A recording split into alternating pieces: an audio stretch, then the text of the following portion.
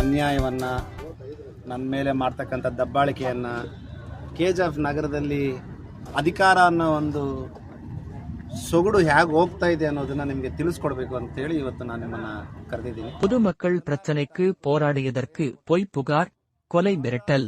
சமூக சேவகர் மோகன் கிருஷ்ணா அதிரடி குற்றச்சாட்டு. தங்க வயல் அரசு பொது மருத்துவமனையின் அவலங்களை கண்டித்து போராட்டம் நடத்திய என் மீது பொய் புகார் கொடுத்து கொலை மிரட்டல் விடுத்துள்ளனர் என்று ஆர். பவுண்டேஷன் சேர்மன் மோகன் கிருஷ்ணா நிருபர்களுக்கு பேட்டி அளித்தார்.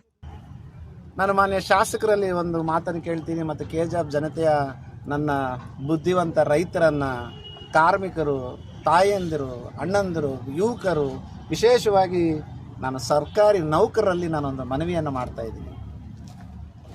ಇವತ್ತು ನನ್ನ ಮೇಲೆ ಒಂದು ಪಿಟಿಷನ್ ಫೈಲ್ ಮಾಡಿದ್ದಾರೆ. ಅದು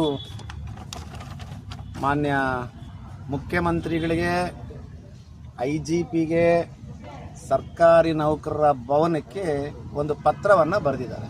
ಇವತ್ತು ನನ್ನ ಒಂದು ಸ್ವತಂತ್ರವನ್ನು ಕಿತ್ಕೊಳ್ಳೋದಕ್ಕೆ ಇವತ್ತು ಇಲ್ಲಿರ್ತಕ್ಕಂಥ ಶಾಸಕರು, ಮಾನ್ಯ ಗೋವಿಂದೇಗೌಡರು ಕೆಲವರು ಸೇರಿ ಇವತ್ತು ನನ್ನ ಮೇಲೆ ಇಲ್ಲ ಸಲ್ಲದ ಆರೋಪಗಳನ್ನು ಮಾಡಿ ಪಿಟಿಷನ್ಗಳಾಕಿ ಭಯಪಡಿಸೋಕೆ ನೋಡ್ತಾ ಇದ್ದಾರೆ.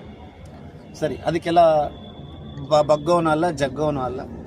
ನಾನಿವತ್ತು ನನ್ನ ಬುದ್ಧಿವಂತ ಮತದಾರರಿಗೆ, KGFನ ಮಿತ್ರರಲ್ಲಿ ಒಂದು ಕ್ವಶನನ್ನು ಕೇಳ್ತೀನಿ, ಅಥವಾ ನನ್ನಲ್ಲಿರ್ತಕ್ಕಂಥ ಒಂದು ಆಲೋಚನೆಗಳಲ್ಲಿ ಅವ್ರಿಗೆ ಹೇಳ್ತೀನಿ. ಇವತ್ತು ನಾವೆಲ್ಲ ಕೇಳಬೇಕಾಗಿರೋದು, ನಾನು ಸತ ಕೇಳಬೇಕಾಗಿರೋದು ನಮ್ಮ ಶಾಸಕರನ್ನ, ಇವತ್ತು ಆ 240 ಫಿಲ್ಟ್ರಲ್ಲಿ ಎಷ್ಟು ವರ್ಕಿಂಗಲ್ಲ ಇದೆ? ಆ 250 ಫಿಲ್ಟ್ರಲ್ಲಿ ಬರ್ತಕ್ಕಂಥ ನೀರು ಎಷ್ಟು ಜನ ಕುಡಿದು ನೆಮ್ಮದಿಯಿಂದ ಜೀವನ ಮಾಡ್ತಿದ್ದಾರೆ? ಇವತ್ತು ಆ 250 ಫಿಲ್ಟರ್ಗಳು ಕೊಡ್ತಕ್ಕಂಥ ಒಂದು ಕಾಳಜಿ ಸರ್ಕಾರಿ ಆಸ್ಪತ್ರೆಗೆ ಯಾಕೆ ಕೊಡ್ತಾ ಇಲ್ಲ ಅಂದರೆ, ನನ್ನ ಸಾರ್ವಜನಿಕರು, KGFನ ಮತದಾರ ಬಾಂಧವರು ಹೇಳೋ ಪ್ರಕಾರ ಒಂದು ವಾಟರ್ ಫಿಲ್ಟರ್ಗೆ 12 ಲಕ್ಷ ರೂಪಾಯಿ ತಗೊಳ್ತಾರೆ. ಈ 12 ಲಕ್ಷ ರೂಪಾಯಲ್ಲಿ ಕ್ವಾಲಿಟಿ ಅಂತ ಇದು ಏನು ಅಂತ ನೋಡಲ್ಲ. ನೀವೇ ಲೆಕ್ಕಾಗಿ 240 water filter multiplied by 12 lakh ಆದರೆ ಎಷ್ಟು ಕೋಟಿಗಳಿಗೆ ಹೋಗುತ್ತೆ ಅಂತ ಲೆಕ್ಕ.